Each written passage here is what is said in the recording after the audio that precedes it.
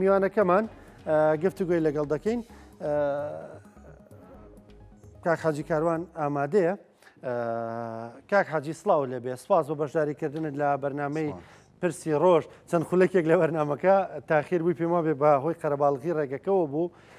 کاک حاجی پێمان بڵێ ئەو خزمەتانی کردوتانە لە ماوەی ڕابردوودا بۆ لە قەوماوانی غەزە چۆن بووە، چی گەشتۆتە دەستیان، دۆخیەوێ چۆنەوەی کێوە هەستان پێ کردووە؟ سپاس بۆ میوانداریە و هیوادارم ئەو پەیامەی کە بیگەێنم جێ دڵخۆشی خەڵکی کوردستان بێت، چونکە من بەڕاستی هەرچەنێ وەکالەتم وەرنەگرتووە لە خەڵکی کوردستان، بەڵام بەناو خەڵکی کوردستانەوە من یعنی ئیشەکانم کردووە و لەژێر ئاڵای کوردستانەوە هەر ئەگەر زەرفێکی پارەم تەوزیع کردبێ، تەنانەت ئەگەر بڵێم پەرداخێکی ئاوم تەوزیع کردبێ و ئەوەندە برنجم تەوزیع کردبێ، جلوبەرگێکم تەوزیع کردبێ، خێمەیەکمان دابش کردبێ، بەدەمی خەڵکەوە چ بێتین هەر هەمووی بە ناوی خەڵکی کوردستانەوە بووە. یعنی وای لێ هاتووە تەنانەت مناڵانی غەزە، ژنانی غەزە، لێ خەڵکیەکی یعنی ئەتوانم بڵێم زۆربەی خەڵکی غەزە، تەنانەت ڕێکخراوەکانی ترکە لە دەرەوەی غەزەن، لە ناوی غەزەن و لێ پرسراوانی ناو غەزە لە ڕووی ئیداریەوە کە غەزە بن بڕێوە، ئێستاکە کوردستانیان بە ناوعێکی تر سێر ئەکەن، بە نەوعێک کە بەدەمیانەوە چوین، هەتا تەنانەت زۆربەی هەرە زۆری ئەو خەڵکەی کە ئێمە یارمەتیان ئەدەین ئەڵێن خۆزگە عەرەبەکان وەک ئێوە بوونایە، کە ئەمە بۆ ئێمە جێی شانازیە. یعنی تەمەنایەنەکرد ئەوەند خۆزگە میلەتی عەرەب لە هەر شوێنێک بێ بەدەممانەوە بهاتنە وەکو ئێوە کە هەست بە ئازارمان بە معاناتمانەکەن. یعنی ئێمە ئەلحەمدولیلا لە دوای دوو هەفتە لە دوای بڵین هێرشەکانی ئیسرائیل بۆ سەر غەزە یان لە 7 ئۆکتۆبر بەدواوە دەستمان بە ناردنی یارمەتی کردووە. سەرەتا لە دەرەوە یارمەتیمان ئەنارد، لە میسرەوە، لە ئوردنەوە یارمەتیەکانە چۆن ناو غەزەوە، هەتا ئەو ڕۆژانەی کەیترەوە بوو میسرش گیرە، دوای یارمەتیەکانمان بردە ناو غەزەوە. یعنی لەوێ ستافمان دروست کرد، ستافەکان هەم لە شمالی غەزە، هەم لە ناوەڕاستی غەزە لە خان یونس و هەم لە جنوبی غەزەش لە دێر البەلح و ئەو منتەقەیە. ئێمە لەو ڕۆژەوە ئەلحەمدولیلا بەردەوامین و ئەوەی کە تا ئێستاکە ئەو یارمەتیانێک کە بەدەستی ئێمە گەیشتووە هەمووی هی خەڵکی کوردستانە، هەمووی خەڵکی کوردستان، چ لە ناو کوردستان چ لە دەرەوەی کوردستان، کوردانی خۆمان لە دەرەوە بێت و تا ئێستاکە یارمەتیەکان لە ڕووی مرۆییەوە بەردەوامە لە ئاوەوە دەست پێکەی کە هەر ئەمڕۆ ئێستا من لە خزمەتی جەنابتانم لە 2 شوێن ئاو تەوزیع ئەەکەین، لە 3 شوێن خواردن تەوزیع ئەەکەین. ئێستا حالیان بەو نیوەڕۆیە لەو ڕۆژەوە تا ئەمڕۆ بەردەوامە تا ئێستاکە ئەلحەمدولیلا کارەکانمان نەوەستاوە و خەڵکێکی زۆر سوودمەند بوونە بە سەدەها و بە هەزارەها عائیلە بەو ئیمکانیاتە کەمەی خەڵکی کوردستان کە خۆمان پێویستیمان لێرە بە یارمەتیە، خەڵکێک سۆزدارانە، خەڵکێک ئیماندارانە بە مووقیفانە مووقیفیان دەربڕی و یارمەتەکانمان گەیاندووە. باشە، دەستان خۆش بێ کاک حاجی، کەواتەیە چەش هەر بەردەوامن لە گەیاندنی ئەو کارەکان. بێگومان هەر بەردەوامین، چونکە تۆ ئێستاکە زیاتر پێویستیان پێ هەیە. ئەمە بەردەوامیەکەمان لە چییە؟ ئێمە یعنی بەڕاستی چونکە حاڵەتەکان تۆ ئەیبینی لە حاڵەتێکی زۆر ناخۆشان ناتوانی بەدەمیانەوە نەچی. یعنی مناڵێک تاوانی چییە؟ غەڵەتی هەر کەسێ بێت، یان مەسەرەن تووشی ئەحداسێک بووە، پێڵاوی لە پێێنێ دوو لە ڕووی جەنابتان جلی لەبەر نییە، نان نییە بیخوا، بەتانیەک نی بداتە سەر خۆیە، لەو سەرمایە لە ناو خێمەیەک لەو دەم بەحرە زۆر زەحمەتە. یعنی ئێمە من لەگەڵ ڕێزم بۆ ئەو کەسانی کە بە نەوعێک ئەم بابەتە ئەبن بەلایەکی ترا کامانە عەرەبن، عەرەبوایان کردو لەگەڵ ئێمە، عەرەبوان فەڵەستین دژی دۆزی کورد بووە. ئێمە میلەتێکین، خۆمان میلەتێکین کە چیمان بەرامبەر نەکراوە لە ڕووی ئازار و ناڕەحەتی و نەبوونیەوە هەموو شتێکمان بەرامبەر کراوە. ئێمە کورد ڕوحێکی ئینتیقامیمانتیان نییە، تەنانەت بەرامبەر و عەرەبە شۆڤیانیانەی کە وەکو بەعس چیان بە میلەتی کورد کرد، ئەو جاش چەند لێ بردۆن بووینە بنابەران بەرامبەر ئەو جاش و جوشانەی کە پێشی ئینتیفازە چیان بە میلەتی کورد بەشدار بوون لە ئەنفال و لە هەزار شەدی ئێستاکە هەرمی پێگە و پایان هەیە و پارەدارشن لەم کوردستانە. میلەتێکی لێبوردەین، ناکرێ ئێمە بەو ڕوحیەتی ئینتیقامە لەگەڵ بەرامبەرەکەمان بکەین لە کاتێککە ئەمان خۆیان ژێردەستن لەوەتی کورد لە ناڕەحەتیە، ئەوانش لە ناڕەحەتیان وڵاتێکی دابشکراون داگیرکراون. ئێمە وەکو کورد یعنی نەغیرەتمان، نەکەرامەتمان، نە ئەخلاقمان، نە دینمان، نە کوردایەتیمان ڕێ ئەدا بەوەی کە خەڵکێک ئەبینین لێ قەوماوە برسیە توینیە بێنانە بێجلە بەدەمیانەوە نەچین. بەعکسەوە ئەوە سیمای جوانی کوردایەتیمانە، بەڕاستی سیمای جوانی میلەتەکەمانە کە خەڵکێکی بەسۆزین، خەڵکێکین بەدەم لێ قەوماوە ئەچین. بۆی بەڕاستی من تا ئێستاکە ئەلحەمدولیلا یعنی وەکو نوێنەری میلەتی خۆم لە ناو غەزەیە بوومە وە سوپاس بۆخوا ئەستەن یعنی من یەک شتێک بۆ جەناحت بڵێم باوەڕ کە خەڵک وایە زانیمە شعبی کۆرین کە ئەماوەند کوردین ئەیان کۆری ئێستاکە کورد بۆتە یعنی ڕقم لە ناو غەزەیە کورد ئێستاکە شتێکی ترە خەڵک زۆر خۆشی ئەوێ ئەلحەمدولیلا بەهۆی ئەو یارمەتیانەوە کە ئەیگەێنی خۆشتان نەزانن وەسایلی ئەعلام زۆر دەوری هەیە یعنی ئەگەر ئێمە بۆ نمونە چالاکیەک بڵاوکەینەوە نەکرد کوردی خۆمان ئەیبینی ئێستاکە خەڵکی ناو غەزە ئەزانن میلەتێکی ناوی کوردستانە و کوردستانی عێراق بالذات ئێرە معروف بووە بە خەڵکێک بەدەمی خەڵکی غەزەوە چوانی ئێستاکە ئێمە ڕقەمین تەنانەت ئاڵای کوردستان بۆتە ئاڵایە کە خەڵکی خۆشی ئەوێ ئەو مای خۆشحاڵێکە حاجی کاک حاجی زۆر زار لێرە و لەوێ خۆشتان ڕەخنەکانتان پێدەگاتەوە دەڵێن ئەم جۆرە هاوسۆزیە بەرمەبنایی ئاینداریەکەیە بەرمەبنای سۆزە ئاینیەکەیە نەگەوەی کە ڕۆحە کوردانەکە بێ یعنی زۆر جارم ڕخنەی لێ ئێوە دەگیرە دەڵێن ئۆتف سۆزی بۆ مناڵێکی غەزە هەیە ڕەنگە بۆ مناڵێکی ڕۆژاوا یا بۆ مناڵێکی باکوور نەبێ پێم خۆشە خۆت قسە بکەی لەسەر ئەم ڕەخنانە جەنابتان باشە زانن باشترین شاید هەر قەناتەکەی ئێوەیە کورسات و ئەو کەسێک کە هەستا هەر خۆتان بوونە و کاتە لە کاکزانە بەرنمەیەکی پێشکەشە کرد ئێمە و کاکزانە تەنسیقمان کرد لەوەی کە یعنی پێکەوە یارمەتی ڕۆژ ئاوا بدەین هەمووتان بەبییرتان دێ کە ناڕەحەتیەک دروست بوو هەم لە بوومە لەرزەکە هەم لە پێشی بوومە لەرزەکە کە لە شەڕی پێشی داعشیش ئەوە بوو کۆبانی و ئەفرین و ئەوانە ئاوارە بوون و پێشی ئەوان لە شەڕی داعش ئاوارە بوون لە هەر سێ قۆناغەکە ئێمە بەدەمی کوردانی ڕۆژ ئاوە چوین یعنی بۆ معلوماتی جەنابەت ئەوەی بۆ کوردانی ڕۆژ ئاوامان کردووە 150مان بۆ تا ئێستا بۆ غەزە نەکردووە پێشتر زیاتر و بەز ئێستاکانیم 150 مەسەرەن هەر تەنانەت وەکو پارە لایکەم بە هەر سێ حاڵەتەکە لایکەم 3 ملیۆن دلار لایکەم 3 ملیۆن دلارمان بۆ کوردانی ڕۆژ ئاوا سەرف کرد وەلایکەم ئەو کاتە بە قافڵەکانی کورسادیشەوە کە ئەو کاتە کورسادیش عینەن حملەی کرد و هەڵمەتیان کرد پێکەوە تەنانەت بازێ ئیشکاریاتمان بۆ دروست بوو لێرەوە لەگەڵ کاکزانە ئەوان پێکەوە قافڵەکانمان چوە ئەو دیەوە یارمەتێکی زۆرمان کۆ کردەوە زیاتر لە 270 شاحینە ئەوەی کە من لە بیرم بێ بە هەرسی حملەکە زیاترمان کرد ئەستەن 80 شاحینەمان بردە ڕۆژ ئاوا لەم ئەخیرە کە بوومەلەرزەکە لێیدا و ئاخیر شتیشمان لەم بینە کە من هەوڵێکی زۆرمدا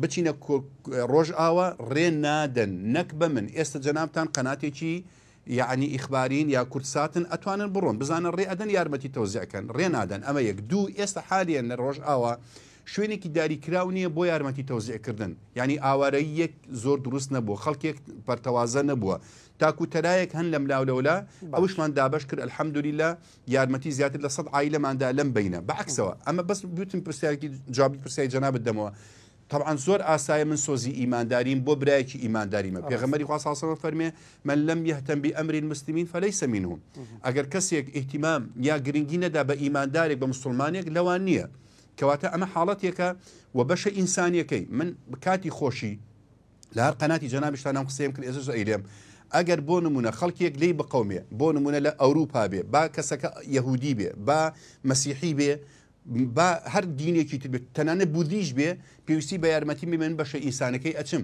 و ئەوە ئیسلامەکەمە فەرزی کردێتە سەرم دووەم ئێمە ئێستا ڕقمنین لە ڕووی یعنی هاوکاری دووەلیەوە بۆ میلەتانێک کە لێ ئەقەومێ تا ئەم لەحزەیە بەڵام ئێستاکەەوە خەریکە ئەچینە ناو ناوەندەکانی ناوەندی خێرخوازی جیهانیەوە کە کورد بەشێکە ئێستا لەو ڕۆژە کۆنگرەیەک بوو لە ئەستەمبول چوم 23 مان کۆنگرەیەکە لە ئوردن ئەکرێت داوت نامەمان بۆ هاتووە کەواتە ئێستا بووینەتە ڕقەمێ وەکو میلەتی کورد کە ئەمە جی شانازێ من بەڕاستی دڵم پێی خۆشە ئیتر سۆزی نەتەوەیەتی نییە چییە تەوان دەستان خۆش بێ کاک حاجی خۆت ئاماژەت بە شتێکی زۆر جوان کردوتێت کە غەزە لێی قەوما هەر کەسێک دەست پێشخەر بوو بێ بەڵام منداڵانی ئەوێ لیان قەوماوە پیر و پەککەوتە و بێتاوانەکان لیان قەوماوە بەڵام دەبینین لە دووسێ ڕۆژی ڕابردوودا کە و ئاگرە لە ئەمریکا لە کالیفۆرنیا و لە لۆس ئەنجلس کەوتۆتەوە ینی پیجێک بە ناوی جەنابتەوە بۆ نمونە دڵخۆشی خۆی بۆ ئاگرە دەردەبڕێت دەبینین لەوێش پیری تایە نەخۆشی تایە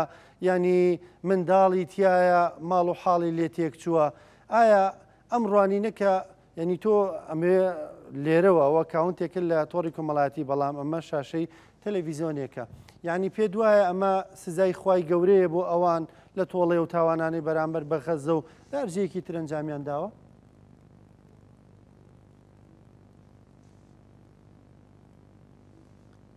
کاک حاجی گوێت لە منە؟ کاک حاجی گوێت لە منە؟ پرسیارەکەت گوێ لێ بوو؟ کاک حاجی؟ نیوی پرسیارەکەم جوور بەسەوە قەتع بوو هیوادارم بێت چاچیکەن جۆم لە معنای پرسیارەکە تێگەیشتم. طبعاً ئەستەن زۆر گوناحە تۆ دڵت بەوە خۆش بێت کە شوێنێک بسووتێ، شوێنێک وێران بێ، هەر دینێک بێ، هەر کەسێکە بێ. بەڵام پرسیارێکی تر لێرە دێتە ئاراوە. ئێمە هەمومان ئەبینین یەکەم کەس پشتگیری ئیسرائیل کرد ولا یەزال پشتگیری ئیسرائیل ئەکات. ئەفۆن باوتان بۆ چاکەم ئەوە چاچکە. پشتگیری ئیسرائیل ئەکا لە ئەمریکایە زیاتر لە 40 ملیار دۆلاری سەرف کردووە. 40 ملیار دۆلاری بەخشیەوە بە ئیسرائیل لە ڕووی چەک و تەقەمەنیەوە. باشە؟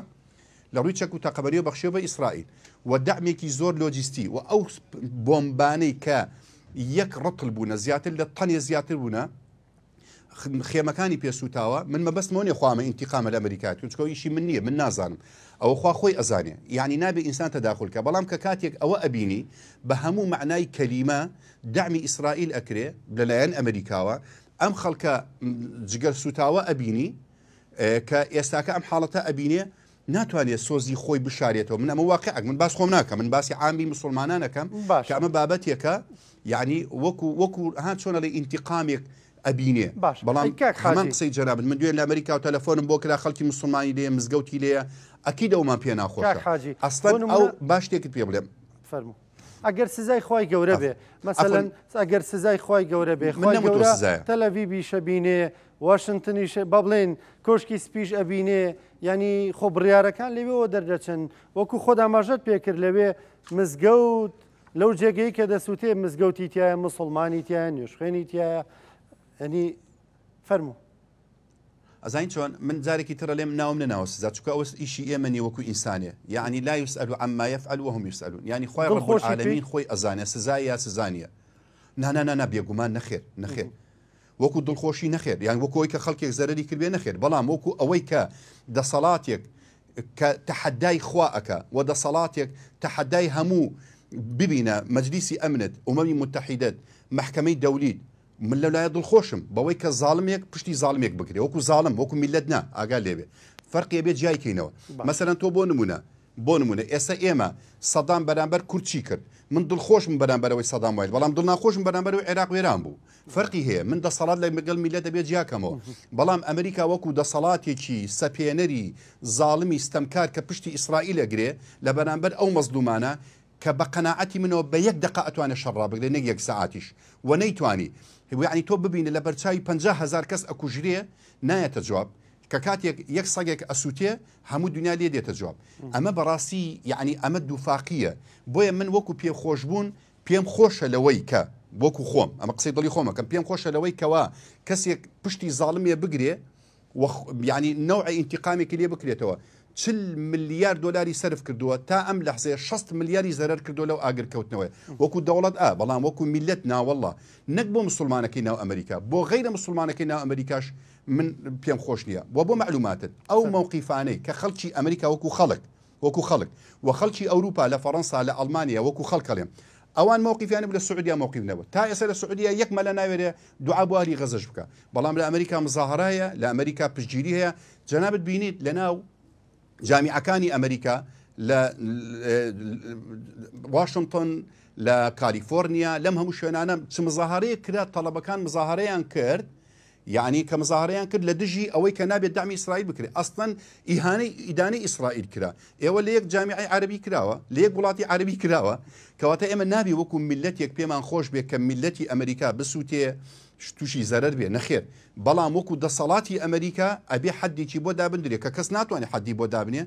بە قەناعەتی من ئەم بابەتانە ئەتوانم بڵێم ڕیسالەیەکە نامەیەکە وا ناوی دابنێن، چونکە بابەتەکە زۆر لە دەسەڵاتی بەشەر دەرەچێتە دەرەوە وەخوا خۆی ئەزانێت ئایەوە ئینتیقامە ئایەوە تاقیکردن شتێکی ترە. بەڵام ئەوی کە ئەیبینین وڵاتێکە ساڵێکە ئەسووتەیەکی بەسەری چەوە نەماوە تۆ کەسێکە بینی دامی ئەم وڵاتی کردووە خەڵکی بۆ خۆی تعبیر لە ڕێی خۆیەکە و ئاساییە. باشە کاک حەجی زۆر جاری کەش ئەم ڕخنەیەکیراوە بۆ نمونە کە کۆرۆنا دێ ئێستا ڤایرۆسێکی تریژ هاتۆتەوە لە سینەوە دواترێمە لە بەرنامەکە قسەی لەسەر دەکەین.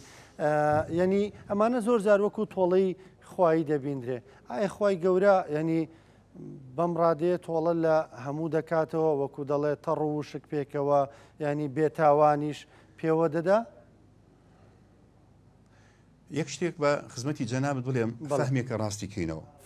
پێغەمبەری خوا صلی الله علیه و حدیثێکە نەسی حدیثێکەوە ئەفەرمێ خوای گەورە کە تاعونێک ئەنێرێ دەردێک ئەنێرێ بۆ ئیماندار ئەگەر بمرێ وەکو شەهادەت بۆی ئەنووسرێ و ئەگەر بمێنێ پاکە بێتەوە لە گوناه، بەڵام بۆ کەسی فاسق و کەسی گوناحکار عەزابە.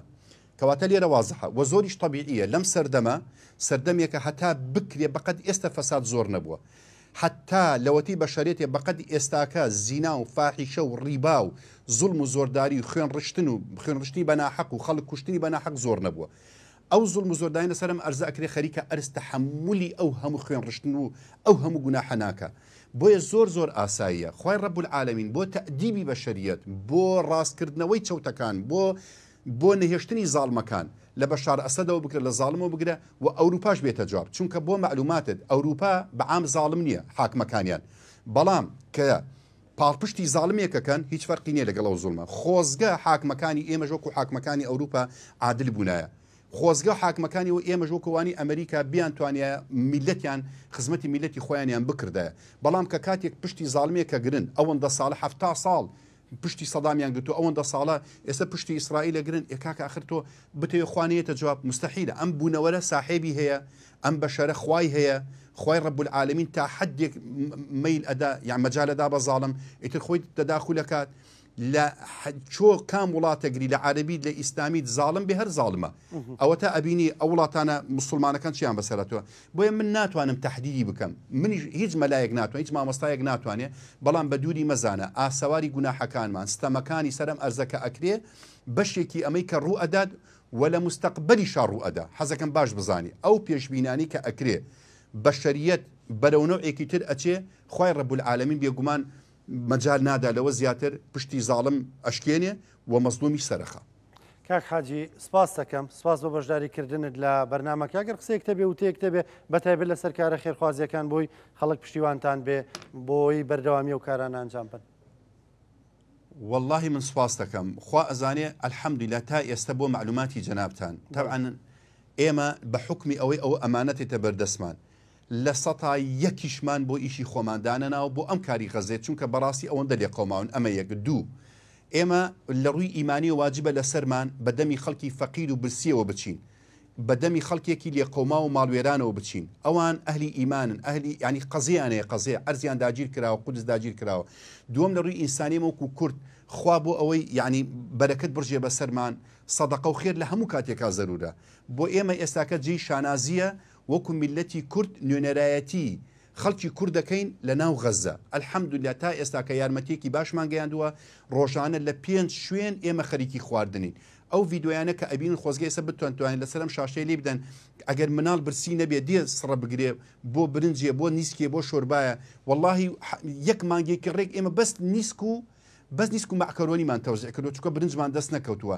یەک مریشکێک والله دوێنێ 5 عائلەی شەهید تەلەفۆنیان کورە هەتی ونداوی مریشکیان کرد، یەک مریشکێک تقریبا بە $30 بۆیان ناکردرێ. بۆیە بەڕاستی خێرێکی گەورەیە. من تەمە ناکەم خوای گەورە لێمان قبول کاوی کە کردومانە و نوێنەرایەتێکی جوانی میلەتەکەمان کردبێ ئینشاءالله. کا حاجی دەست خۆش بێ، خوا قبوڵی کردی بێ. سپاس دەکەم، سپاس بۆ بەشداریکردنت لە بەرنامەی پرسی ڕۆژ بۆ ڕوونکردنەوەکانت، نمونەتان زۆر بێ بۆ کاری خێرخوازی. خۆشەویستان بەردەوامین شوێک گوێرەگرین و دێن و خزمەتتان.